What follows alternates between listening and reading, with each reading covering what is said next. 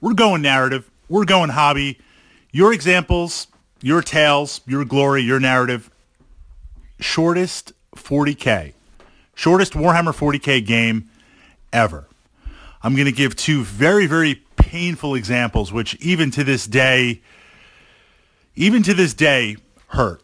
Now, one, I kind of have an excuse, or I kind of have a viable reason to kind of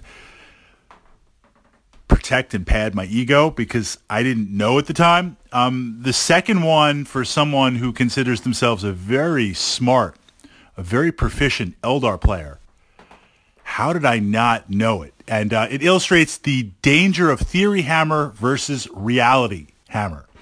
So the first example, and then, of course, in the comments, your links, your posts, your shortest game of 40K ever. We're going back to 4th edition. We're going back to when I started my Samhan Warhost, when Way of Samhan was on its way up. I was pretty confident being an Eldar player. I was pretty good, right? I paid a lot of dues. I got a lot of feedback on my channel, on the blog. I can kind of admit it now. I was playing way too much 40K at the time, if that's even possible. I was doing on Monday 2 games. I was doing Thursday 1 game. I was doing Friday 1 or 2 games, and I was doing Sunday 1 or 2 games on there. I mean, it was out of control. But I had a deadline. I wanted to get really good because the club was going down to the Games Workshop Grand Tournament in Baltimore, and I would love it if GW would bring that back. When we used to drive out, we would hit up Baltimore, and then I'm like BA. I have a lot of trouble flying on a plane because just the thought, it's not so much the maintenance done at a minimal level. It's more like there's a lot of moving parts on this plane, and there's a lot of crazy stuff that could go wrong. And this is like the realm of the gods. Only gods are meant to fly through the sky and time and space, not like people on there. So if I can drive, I'll drive. But driving from New York all the way out to Chicago was really interesting. Not being from Chicago, I didn't know you really don't drive into Chicago. I spent more time just trying to get into the city with the crazy traffic and stuff. But meeting some 40K players from there, fantastic time, fantastic event. Love the city, would love to come out there again. Games Workshop, bring back your grand tournaments. But first grand tournament, I'm playing aggressively. I'm learning my Eldar Warhost. I'm feeling pretty confident. This is 4th edition at the time. I never played against Dark Eldar before. You know, you're a product of your meta, where you play. Whether that community is basement battle reports, you and your friends, or whether it's something a little bit grander, a big club with like 10, 15, 20 people, there's going to be a personality that develops. And at the time, at the club, it was mainly Space Marines. A couple of Eldar players, a couple of Tau players. Thinking back, no Tyranid players. Chaos had a pretty strong presence on there. Space Wolves had a pretty strong presence. No Dark Eldar players. Probably because the spikies on the Raiders meant even if you had a small army, you had like 10 or 15 massive boxes and things were breaking. I don't know how you transport a Dark Eldar army on there. So I'd never played it. Get to the grand tournament. I go up against a Dark Eldar player. And my plan at the time was, knowing that they have mobility because, okay, they've got the Raiders and they've got all that type of stuff. Venom's weren't out yet. I was like, okay, I'm going to castle up. I'm behind line of sight blocking terrain on the table as best I could. And this way, their maneuverability, they could move but not get full shots off. And then turn 2, I'd be able to move off and shoot them. So kind of like the alpha strike on there. I didn't know that you could first turn assault from there. And, you know, this is my fault. I didn't know the rules for that. I didn't get any experience playing Dark Eldar.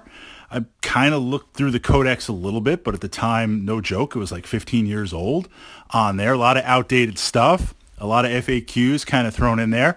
So essentially, he had the ability to take 5 or 6 Raiders, turbo boost. We're going back to the old terminology. Turbo boost 24 inches, disembark 8 inches out on there, or 6 inches, 8, because you got 2 inches, then you got your 6-inch move because it was open topped.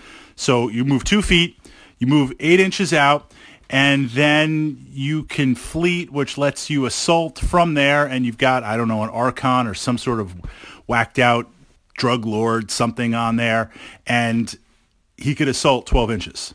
So essentially turn 1 assault no matter where you are on the table. I shouldn't have been on the table. I shouldn't have deployed. Turn 2, round 2 grand tournament, he goes first, he assaults, I'm wiped out. And that's when you could multi-assault and just do everything. It was crazy.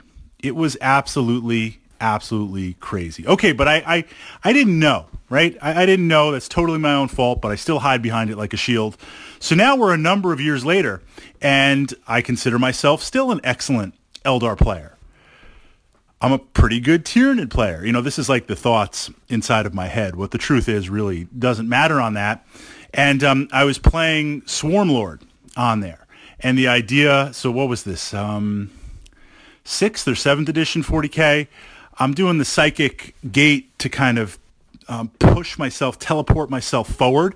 I couldn't first turn assault, but I could get Swarmlord and friends up really close. I had like 80 Gene Stealers, 20, 40, 50, 60, yeah, 80 Gene Stealers in big blocks infiltrating in. So I was hitting you turn 2. I was hitting you hard on there. I had pods coming down with Screamer Killers getting out. I had lictors popping up everywhere. That's when you could play Doom of Mylanta, and he just forced you leadership checks. Good time, fun all around. So it was like a turn 2. It was, I got a lot of little buggies. I'm going to eat whatever you throw at me turn 1, shooting. And turn 2, I'm going to be in your face assaulting on there. And it worked, and I enjoyed playing it.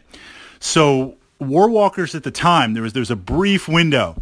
Don't worry, Games Workshop fixed that really fast, where through some Eldar magic, space magic there, you could throw down 3 units of 3 Warwalkers each with shuriken catapults, and they could move and shoot, so you had decent range. They were dirt cheap on the points. You put in the Farseers for all the rerolls at the time, the psychic shenanigans, Doom and Guide, so you could reroll failed hits, reroll failed wounds. You put out a ton of dice on there, and it was a lot of firepower. Now, I have a couple of Warwalkers in my collection, but I didn't have critical mass. But I knew even taking 1 or 2 Warwalkers, a little bit of a tongue twister there in my Footdar and my Eldar list, even just taking 2. I used them to outflank or attack on a flank in my Footdar list. There was some decent dice volume on there, you know, in that small amount. So in the Theory Hammer, I knew it, but I'd never played against it, and I had never experienced it myself. This is where the Theory Hammer is a little bit dangerous. Turn 1, I mean, my opponent, smart Eldar player, he knows Swarmlord is the key to the entire army for gating up there. Gate of Infinity, that's what it was. And I had the Tyrant Guard. You know, I had them all shielded up and everything.